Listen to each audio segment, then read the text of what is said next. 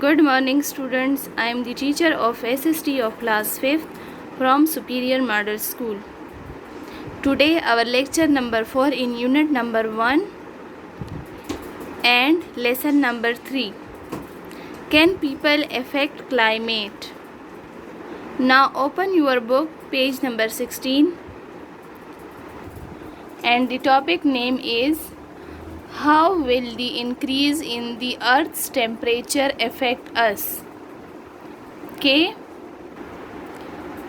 कि जब temperature increase होता है अर्थ का तो वो किस तरह अफेक्ट करता है. How will the increase in the earth's temperature affects us, कि अर्थ टेम्परेचर जब इंक्रीज हो जाए तो वो किस तरह अफेक्ट करता है. Due to the rising temperature, the ice at the poles has started to melt.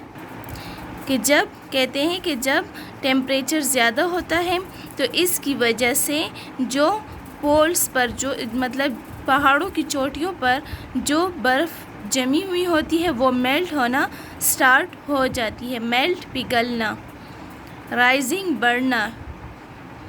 If this carries on, it will cause the water level of the oceans to rise. कहते हैं जब बर्फ़ पिघलती है तो इसकी वजह से क्या होता है कि ओशंस में जितने भी वाटर लेवल है मतलब पानी की जो मिकदार है वो बढ़ना स्टार्ट हो जाती है.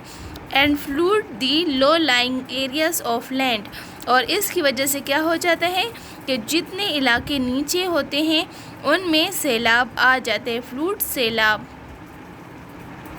Most of the land of a country like Bangladesh, कहते हैं ज़्यादातर जो ममालिक हैं जैसा कि बांग्लादेश जो है वो उसकी ज़मीन जो है वो बहुत नीचे है. For example will disappear under water making millions of the people homeless. कहते हैं जब बांग्लादेश में सैलाब आया था तो उसमें ज़्यादातर घर क्या थे कि वो गायब हो गए थे. डिसअपियर, गायब हो गए थे, और मिलियंस ऑफ द पीपल जो हैं वो बेघर हो गए थे. Some parts of the world will become drier, और कुछ पार्ट जो था दुनिया का वो खुश्क रह गया था. Resulting in crop failure, so the agriculture and the life stock will be affected. और कहते हैं इसके रिज़ल्ट में क्या हुआ था कि हमारे जो ज़र्रात थे वो अफेक्ट हुए थे और जो लाइफ स्टॉक थी वो अफेक्ट हुई थी. नेक्स्ट है द ओजोन लेयर, कि अब ओजोन लेयर पर क्या इफ़ेक्ट पड़ रहा है. The ozone is a concentrated form of oxygen which is present up above the earth. कहते हैं ओजोन जो है वो ऑक्सीजन का कंसनट्रेटेड से बना हुआ है, मतलब इसमें ज़्यादातर मिकदार जो है वो ऑक्सीजन की है. Which is present up above the earth, जो कि हमारे कुरे अर्ज़ पर पाई जाती है, मतलब हमारी ज़मीन से ऊपर प्रेजेंट है. It forms a deep layer in the atmosphere, और ये एक गहरी लेयर होती है, मतलब जैसा कि एक कपड़ा सा, जाली का कपड़ा सा आप ले लें या मलमल की टाइप का लॉन सा. कहते हैं इस किस्म का ये एक लेयर होता है. लेयर मतलब कि एक इसकी चादर सी, ज़मीन के ऊपर एक चादर सी फैली हुई है, जिसको हम क्या कहते हैं, ओजोन लेयर. और ओजोन लेयर का फ़ायदा क्या है कि जो भी सूरज से डेंजरस रेस ज़मीन पर आती हैं ओजोन लेयर उसको वहीं पर ही स्टॉप कर देता है. It forms a deep layer in the atmosphere going around the earth. कहते हैं ये एक चादर नुमा इसका वो फैला हुआ है, चादर सी फैली हुई है हमारे एटमॉस्फेयर में जो कि ज़मीन से ऊपर है. This layer shield the entire earth from much of the harmful ultraviolet radiation that comes from the sun. और कहते हैं ये शील्ड जो है ये हमारी पूरी ज़मीन पर जितनी भी हार्मफुल मतलब ख़तरनाक शुआएँ अल्ट्रावायलेट रेडिएशन ज़मीन पर आते हैं सूरज से, उसे ज़मीन पर आने से रोकते हैं. Too much of this radiation can harm us. कहते हैं जब ज़्यादातर ये रेडिएशन जो है ये ख़तरनाक है, नुकसान पहुंचाती हैं और इसकी वजह से बीमारीज़ भी लगती हैं. कौन कौन सी? बाय काजिंग, ये काज करता है skin cancer and I damage. Unfortunately بدقسمتی سے ہیومن ایکٹیویٹیز ہیو ڈیمیج، کہتے ہیں کہ ہیومن کی جو ایکٹیویٹیز ہیں مطلب ہیومنس کے جتنے بھی کام ہیں، جیسے کہ ہم نے اوپر پچھلے لیکچر میں پڑھا تھا کہ فوسل فیولز کا برن ہونا، ان کی وجہ سے جو ایٹماسفیئر لیئر ہے وہ ڈیمیج ہو رہی ہے. Human activities have damage this shield because of which protections against the ultra wallet raise از لیسننگ. کہتے ہیں کہ ہیومن ایکٹیویٹیز کی وجہ سے جو اوزون لیئر ہے وہ ڈیمیج ہو رہا ہے، اور اوزون لیئر کی وجہ سے ہم محفوظ تھے الٹرا وائلیٹ ریڈیشن سے جو زمین پر آتی تھی، لیکن اب جو ہے اوزون لیئر میں کچھ حد تک خرابی آ چکی ہے، اس وجہ سے زیادہ تر الٹرا وائلیٹ ریڈیشن جو ہے وہ زمین پر بھی آتی ہیں. In our homes, we commonly use sprays from